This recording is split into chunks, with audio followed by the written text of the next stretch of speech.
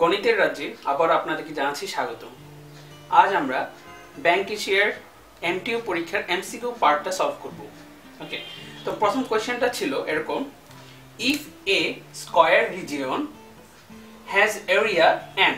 তাহলে প্রথমে বলতেছে যে একটা স্কয়ার রিজিয়নটা আমরা যদি চিন্তা করি যে স্কয়ার আমরা কাকে বলি, যার প্রত্যেকটি বাহু সমান। তা যার প্রত্যেকটি বাহুর দৈর্ঘ্য সমান তাকে আমরা বলবো স্কয়ার।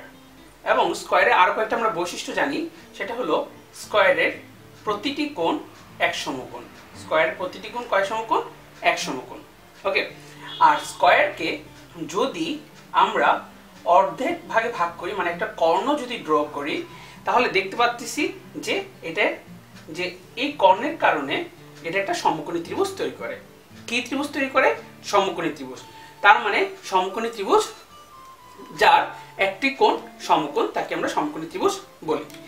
আচ্ছা, এখন কোশ্চেনটা বলছে if A square region has area n, তার মানে এই পুরো স্কয়ার রিজিয়নের এরিয়াটা কত?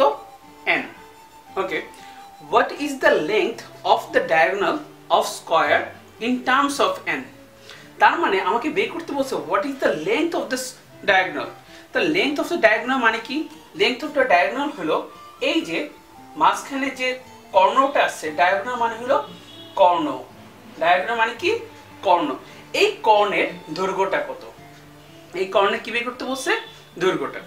আচ্ছা, তো কর্ণের দৈর্ঘ্যটা বের করার আগে আমরা কিভাবে বের করতে পারি?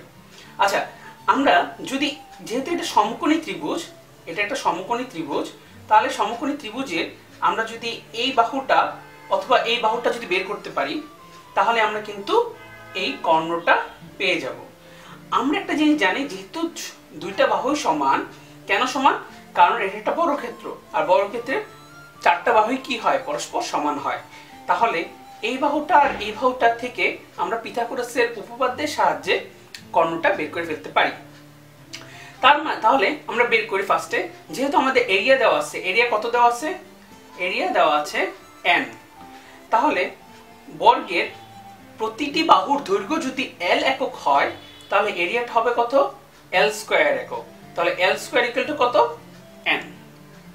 ওকে, যদি l square equal to n হয়, তাহলে l মানে প্রতিটি বাহুর দৈর্ঘ্য হবে √n।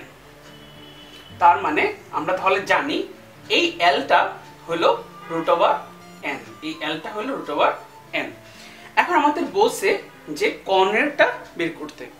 আচ্ছা, কর্ণটার জন্য আমরা কি বললাম? পিথাগোরিয়ান থিওরেম বা পিথাগোরাসের উপপাদ্যটা অ্যাপ্লাই করতে পারি।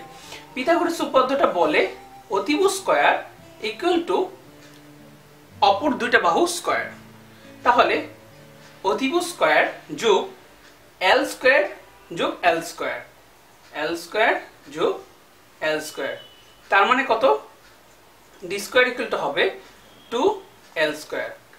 আর এইখানে l ভ্যালু কত? আমরা জানি যে l স্কয়ারের ভ্যালু হলো n, তাহলে আমরা বলতে পারি 2n। তাহলে সুতরাং d ইকুয়াল টু কত হবে? √2n। তাহলে এই বর্গক্ষেত্রে, মানে কোশ্চেনে যে বর্গক্ষেত্রটা দেওয়া আছে, সেই বর্গক্ষেত্রের ডায়াগোনাল বা কর্ণ এর বাহুর দৈর্ঘ্য কত হবে? √2n।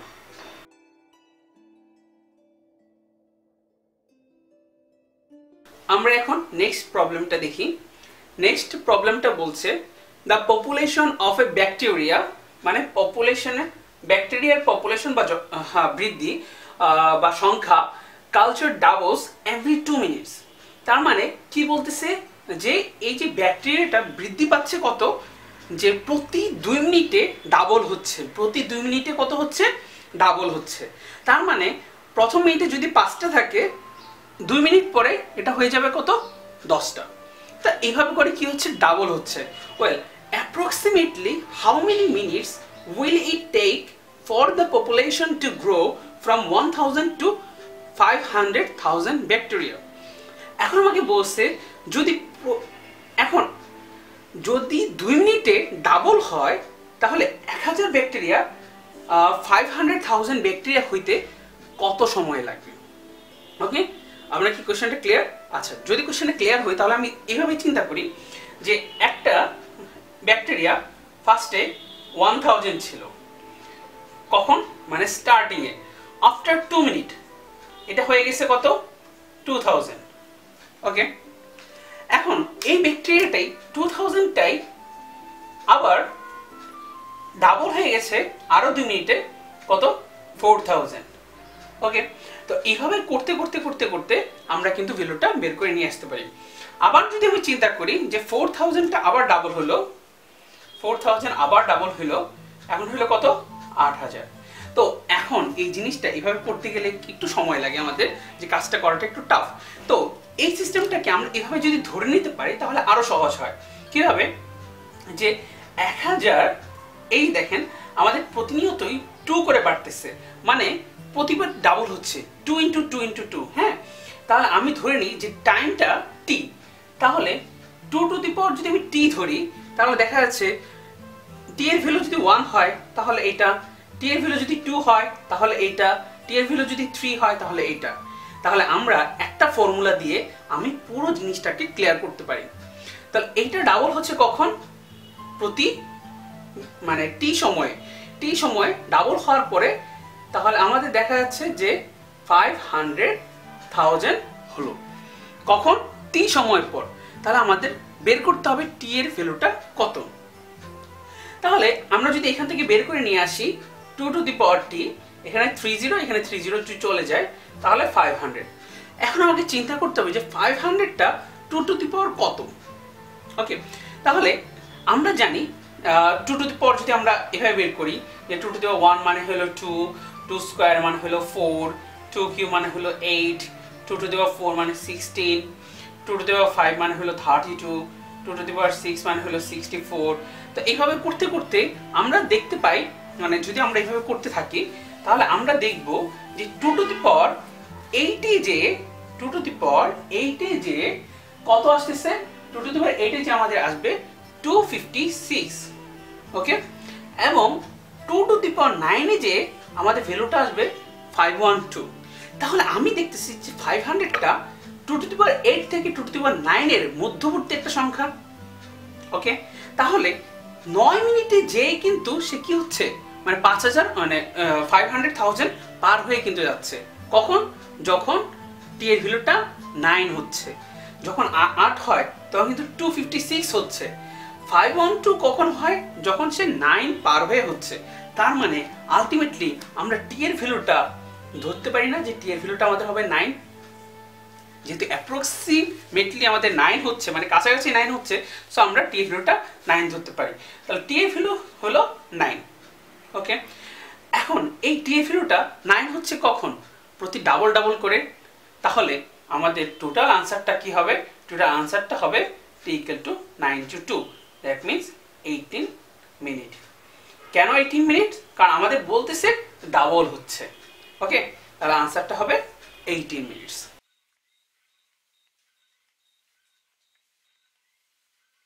আমরা এখন নেক্সট প্রবলেমটার দিকে মুভ করি। নেক্সট প্রবলেমটা বললো, in the correctly work addition problem, মানে একটা যোগবোধক একটা সংখ্যা একটা প্রবলেমে সমস্যার ক্ষেত্রে দেখা গেল যে what the sum of the two digit, what the sum of the two digit মানে আমাদের দুই সংখ্যার, আমাদের কি বললো যে পজিটিভ ইন্টিজার, দুই সংখ্যার একটি পূর্ণ সংখ্যা ab and ba, ab and ba। তার মানে আমাদের দুইটা পূর্ণ সংখ্যা বলছে ab আর ba। এখন বলছে দ্য সাম মানে যোগবোধক, মানে যোগ, এই দুটাকে যোগ করলে, মানে এই দুই ডিজিটের দুইটা সংখ্যাকে যোগ করলে এইটা রেজাল্টটা আসবে is the 3 digit integer aac। তার মানে এটা যোগ করলে আমাদের আসবে aac, এরকম একটা সংখ্যা। এন্ড abc আর ডিফারেন্ট ডিজিটস, আর এবং বলছে abc-টা হবে ডিফারেন্ট ডিজিট। তার মানে abc কোনোটা মিল থাকবে না। What is the unit digit of the integer aac? Unit digit মানে হলো একক স্থানীয় অঙ্কটা কত হবে। ওকে, তাহলে যেমন 1 2 3 নামে যদি আমরা একটা সংখ্যা নেই, তাহলে এই 3টাই হলো আমাদের সেই একক স্থানীয় অঙ্ক অথবা ইউনিট ডিজিট। ওকে, তো আমরা দেখি, তাহলে আমরা ভেদ করি যে আমাদের এই আনসারটা কিরকম হতে পারে। আচ্ছা, ab এই টাইপের প্রবলেমগুলোর জন্য আমরা দেখতেছি যে এবিটাই ডিফারেন্ট হয়ে গেছে, মানে উল্টে গেছে। তাহলে এবিটাই যদি বিয়ে হয়ে যায় তাহলে আমরা দুই যদি নিই দুই ঘরের, তাহলে আমরা দেখতেছি যে কোনো আমরা নাম্বার নিতে পারি। তো আমরা নাম্বার নিলে যদি আমরা এভাবে কোনো নাম্বার নিই, এটা সবচেয়ে বেটার হয় যে কোনো কিছু ধরে নেওয়া।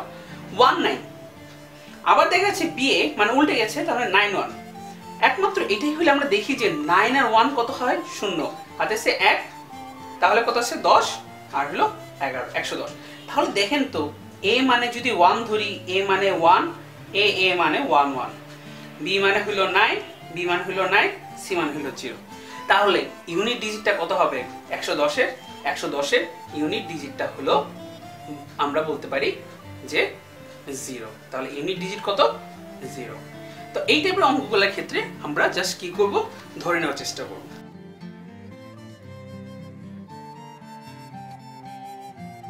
ওয়েল, আমরা এখন নেক্সট প্রবলেমটা দেখি। নেক্সট প্রবলেমটা ছিল এরকম, company case earning were $12 million last year.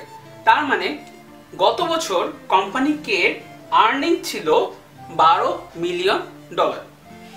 If this ইয়ার, যদি এই বছরে আর্নিংস আর প্রজেক্টেড টু বি 150%, যদি প্রজেক্ট করা হয় যে এই বছরের আর্নিংটা হবে 150% greater than the last year earning. কি বললো 150% গ্রেটার দেন, এটা কিন্তু খুবই ইম্পর্টেন্ট।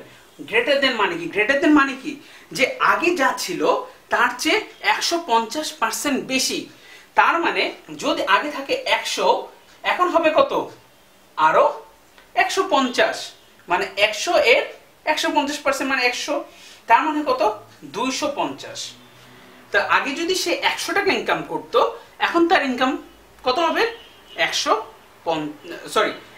যোগ 150, দ্যাট মিন্স 250। তাহলে আমি দেখতেছি যে আগের ইনকাম যা ছিল এখন ইনকাম কত বেড়ে গেছে 250 বেড়ে গেছে। তাহলে এভাবে যদি আমরা করি যে 250 বেড়ে যাওয়া মানে আসলে কত গুণ বেড়ে গেল, আসলে 250 কে আমরা যদি 100 দ্বারা ডিভাইড করি তাহলে আমি পাই 2.5, তার মানে 2.5 গুণ বেড়ে গেছে। তাহলে আগে ছিল 12, এখন হবে কি 12 সাথে 2.5 গুণ। আচ্ছা, যদি 12 সাথে 2.5 গুণ হয় তাহলে তার আনসারটা কত হবে $30। তাহলে $30 মিলিয়ন। তাহলে দেখা যাচ্ছে যে এখন তার ইনকাম হবে $30 মিলিয়ন। তাহলে একটা জিনিস আমরা ভালো করে বুঝলাম যে গ্রেটার দেন থাকা মানে, যদি এখন কোশ্চেনটা এরকম থাকতো যে 100% গ্রেটার, 100% গ্রেটার হলে কি হইতো 100 যোগ 100, তাহলে আগে যে ছিল 100 এখন হয়েছে 100, তাহলে হলো 200 ডিভাইডেড বাই 100 মানে হলো 2 গুণ। ওকে, আর এখন কত হচ্ছে 2.5 গুণ। ওকে, তাহলে আমরা এইভাবে দেখে সহজে আনসারটা বের করে ফেলতে পারি। সো আনসার হবে $30 মিলিয়ন।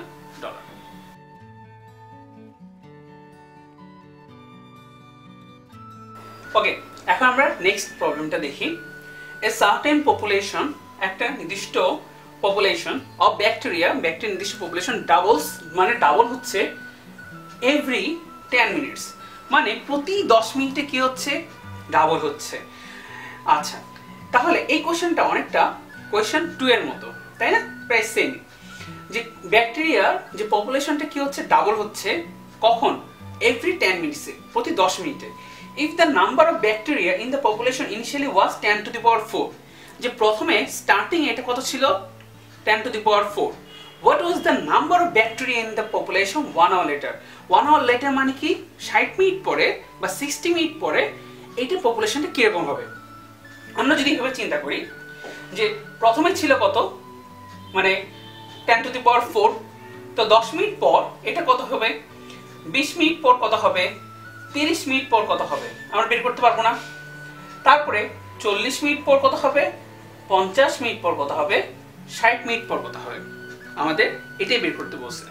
আচ্ছা, ইনিশিয়ালি কত ছিল জানি 10 to the power 4, ইনিশিয়ালি যদি 10 to the power 4 হয় 10 মিনিট পর এটা হয়ে গেছে 2 into 10 to the power 4, 20 minute পর এটা মানে কি আবার ডাবল হচ্ছে 2 into 10 to the power 4। এখানে কি হচ্ছে 30 তে 2 2 into 2 into 2 into 10 to the power 4 40 তে কি হইছে 2 into 2 into 2 into 2 into 10 to the power 4 50 তে আবার ডাবল হচ্ছে তাহলে আবার দেখতেছি আমরা into 10 to the power 4 আবার ডাবল হচ্ছে 60 তে 60 তে যদি ডাবল হয় তাহলে আমরা পাচ্ছি 10 to the power 4 তাহলে 60 মিনিটে আমাদের যে आंसरটা হলো সেই आंसरটি একটু আমরা খেয়াল করি 2 into 2 into 2 into 6টা 2 into 10 to the power 4 আচ্ছা তাহলে এই आंसरটার মধ্যে তা আমরা সরাসরি লিখতে পারি না এই যে 2 এখানে 2 কয়টা আছে 6টা তাহলে কত বলা যায় 2 to the power 6 into 10 to the power 4 আমাদের आंसरটা হলো এটা 2 to the power 6 into 10 to the power 4 আচ্ছা এখন এই জিনিসটা যে এইভাবে লিখতে গেলে তো অনেক টাইম লাগবে আমরা একটু সহজে কিভাবে করতে পারি কারণ এত সময় তো আমরা পরীক্ষা হলে পাবো না এটা এমসিকিউ এর জন্য সময় থাকবে আমাদের ম্যাক্সিমাম 20 or 30 সেকেন্ড হ্যাঁ আমরা আরো দ্রুত করতে হবে কারণ এই প্রবলেমগুলো এত বেশি টাইম নেওয়া যাবে না সো আমাদের বলছে কি 1 আওয়ার মানে কত 60 মিনিট আমার প্রতি কত মিনিট পর বাড়তেছে 10 মিনিট করে বাড়তেছে মানে 10 মিনিট পর পর ডাবল হচ্ছে তার মানে প্রতি আমার দেখা যাচ্ছে যে এখানে কতবার বাড়বে 6 বার বাড়বে কি কতবার কি বাড়বে ডাবল হবে তার মানে 2 to the power 6 ইনটু এই যে রেজাল্টটা থাকবে সেটাই आंसर ওকে এটাই হলো আমাদের आंसर